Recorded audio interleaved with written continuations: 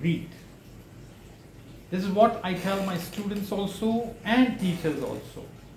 If you read, it will develop your vocabulary, it will develop your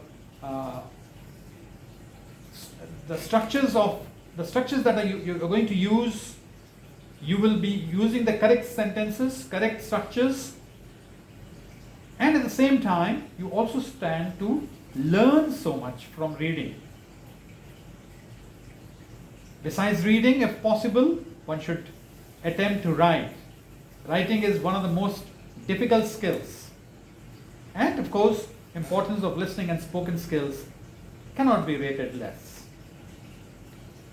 In the present age of technology, I would advise all the teachers over here to listen to the BBC podcast every day on their cells. This was how we were not having podcasts during my school days. I come from a very remote place, and in my place we've had very few people who could talk in English. So group of our friends, we had decided, we had developed kind of interest for learning this language. So we exposed ourselves to a lot of reading from class 8 onwards, and as we wanted to speak well also, and we wanted to learn listening skills also. So listening skill we could hear only from the transistors. So nowadays you have the facility of BBC podcasts or few other channels that you have.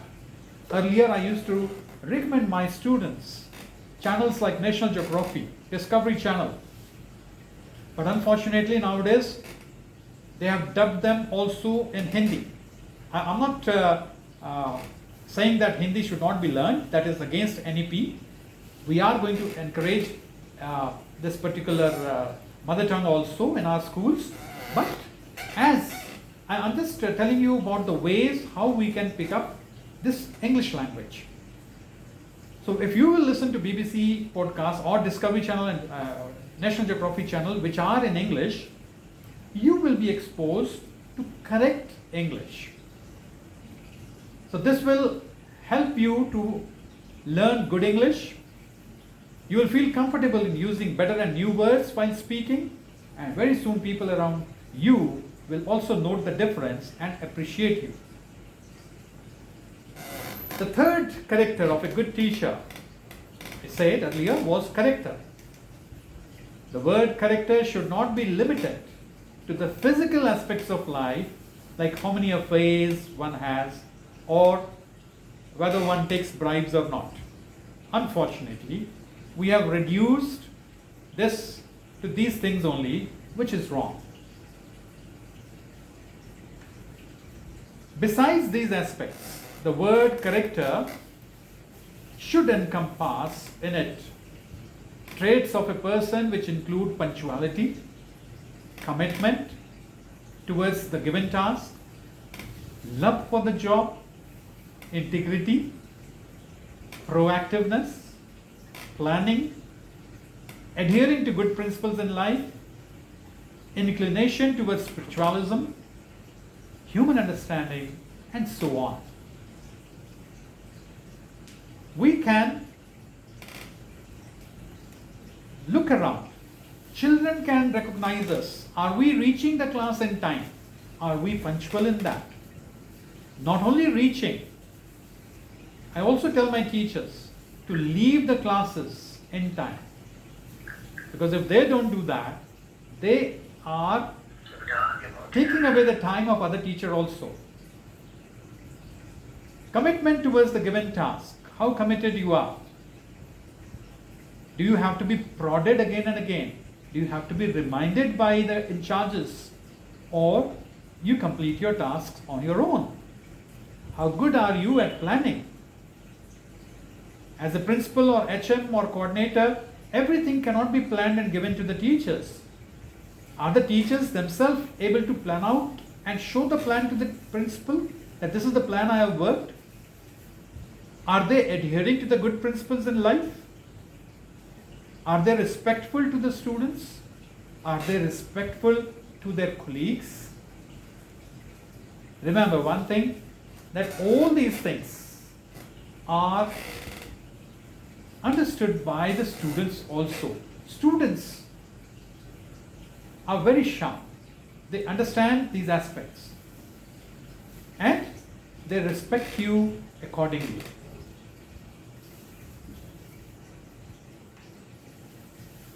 A good teacher is capable of delivering lessons as per students' level and not his. This is what my friend Arun and Alpana ma'am were talking in the afternoon. That when we meet our students, we should keep in mind at times we may be giving them something which probably they are not ready to get into. Or that is, the level of the child should be understood well. If we are going to class 3, we need to go to class 3 as by keeping in mind that they are of that level. Not that I have done my PhD and I will go and give them my all, whatever I have learnt. A good teacher doesn't act as a know-all.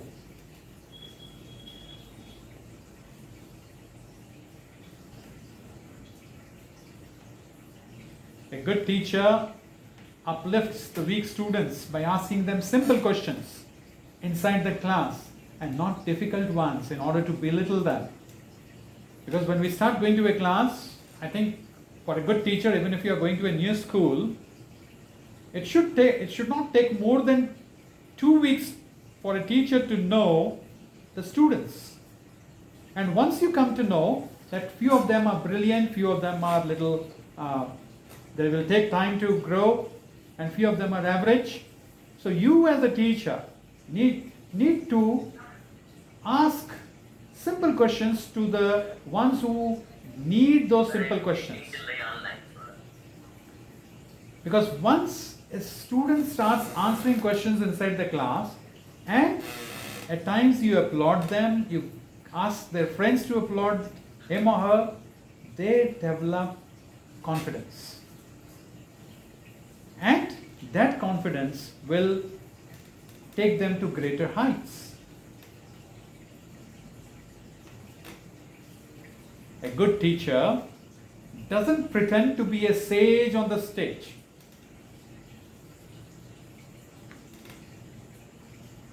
But loves to remain as a guide by the side. A good teacher doesn't feel shy to say, I don't know. I will let you know in my next class. Those of you who are here, if you are saying this at times to your students, there is nothing wrong in it.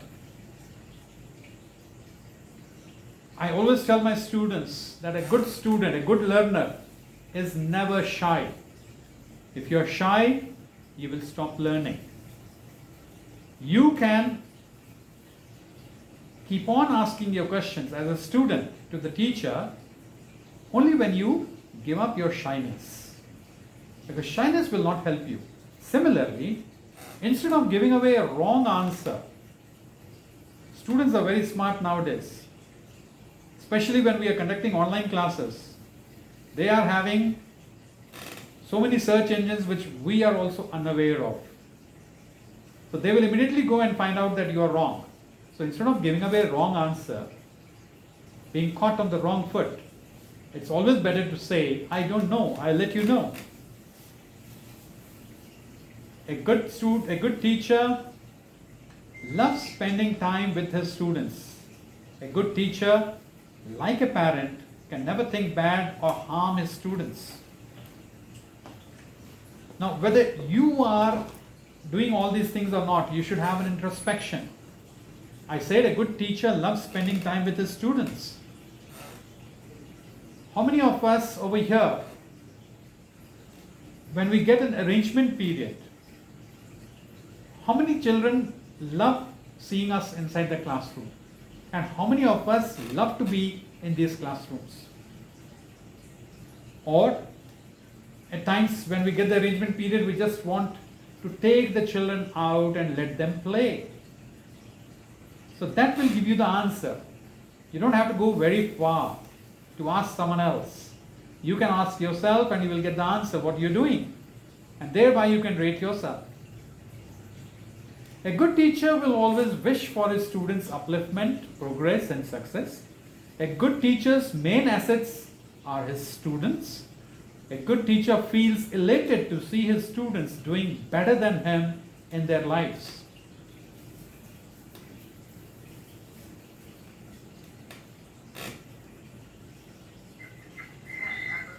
A good teacher is the one who would get hurt if he comes to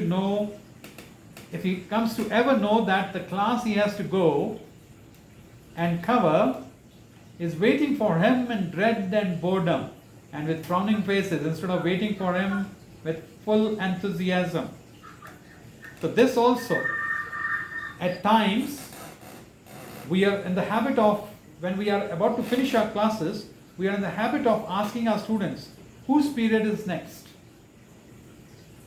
And according to the response given by the students, we can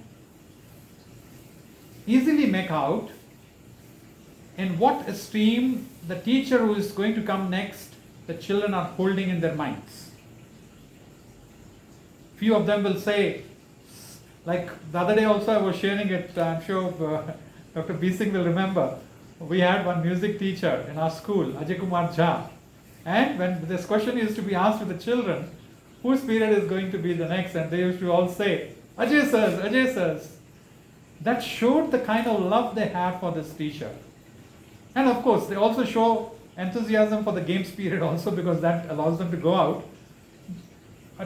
But as far as other subjects are concerned, this holds true. If they are really loving the teacher who is going to come next, you can know it from their faces, and then try to reflect that if your colleague is asking a question where you have to go, what kind of response are the children giving to your colleague? At times when you sit in the staff room, take help from your colleagues to find out, and you will know where you stand. If children are really enthusiastically waiting for you, you are doing your job excellently well. And if your colleague reports to you that children were not very enthusiastic, then we have to do something. We need to do our homework well to get into the hearts of the students.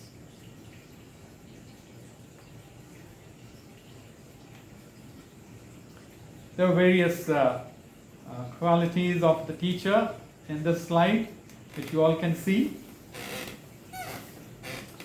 What makes a good teacher? A good teacher values the differences. He has a professional approach. A good teacher is willing to learn. He understands the students. He has empathy. He is ready to listen to the students with an open mind. He has good knowledge. He is not only himself a good team player, but he also develops team spirit among the students.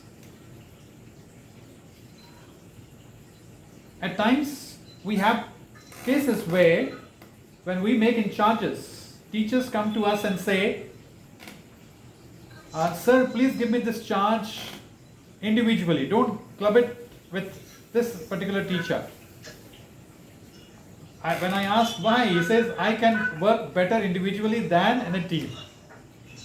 But then our purpose is not solved. We need to have the team spirit in us.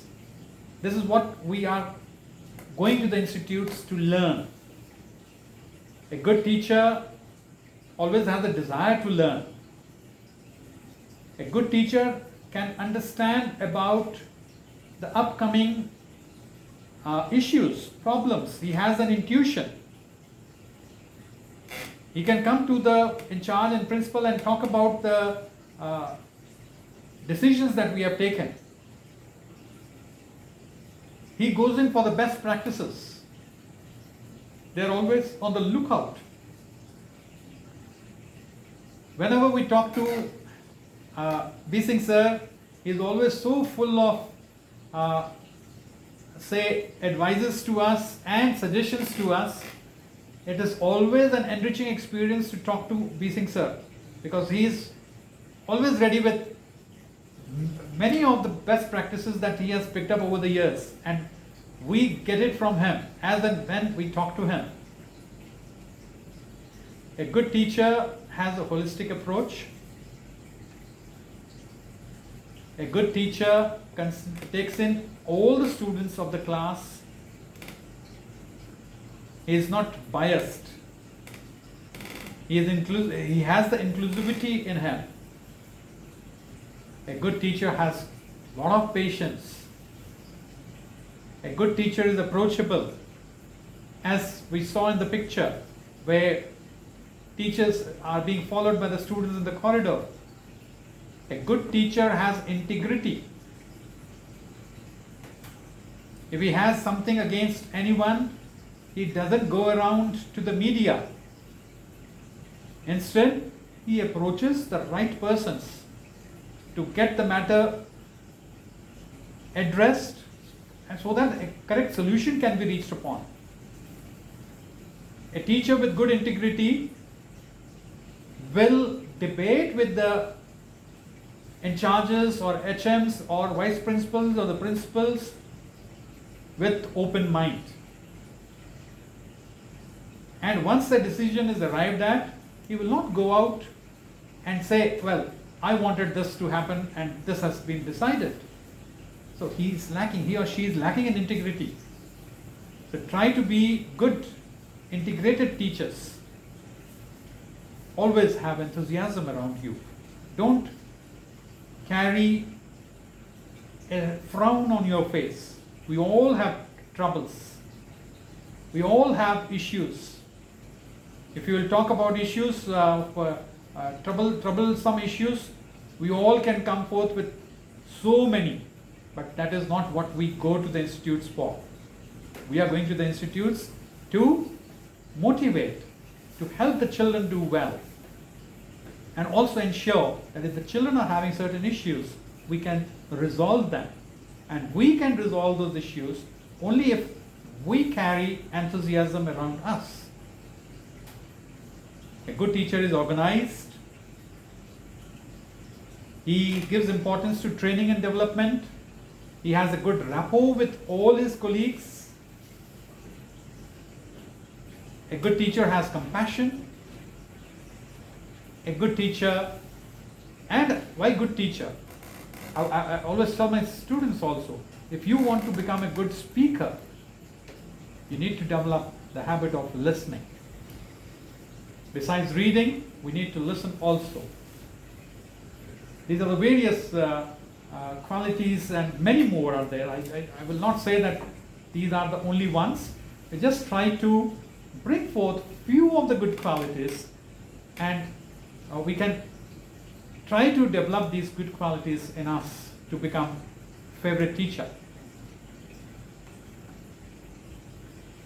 It's time if we as teachers may sit and introspect and see where we stand as a teacher, and being the teachers that we are, we have the skill of dropping the worst, because if we can chisel the students, we can chisel our own selves also. We have the skill of dropping the worst that we have in us and pick up the things and habits that we consider will help us to become better or best teachers. Not very difficult to walk the right path. It is not very difficult to become a favorite teacher.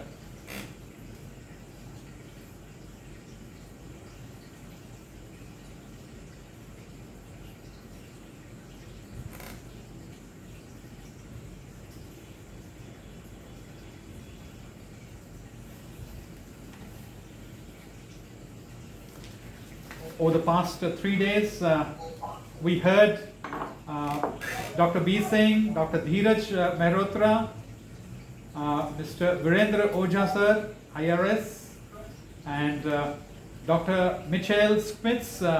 In this particular session, I was not able to hear them, but one of the earlier sessions that they had conducted on creativity, I had taken part in that.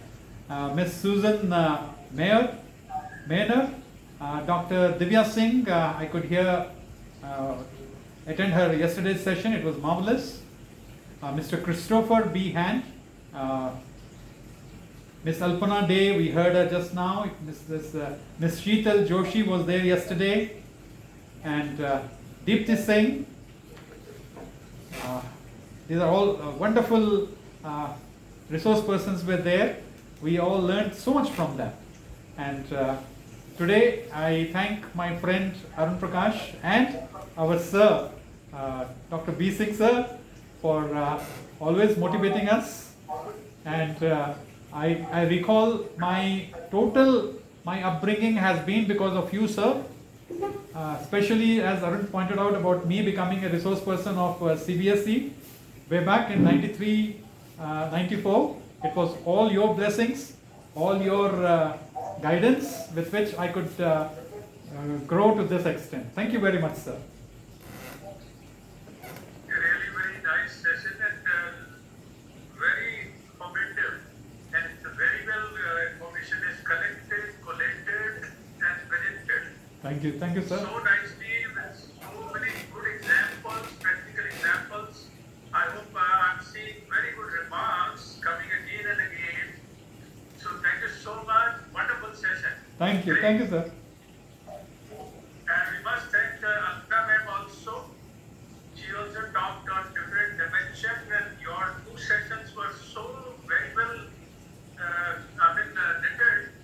There were no overlapping.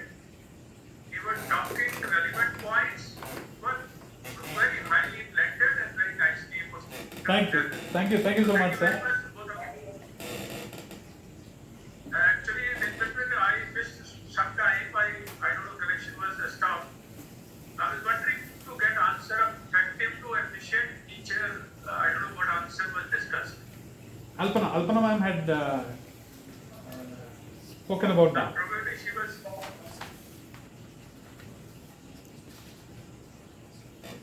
So can somebody tell me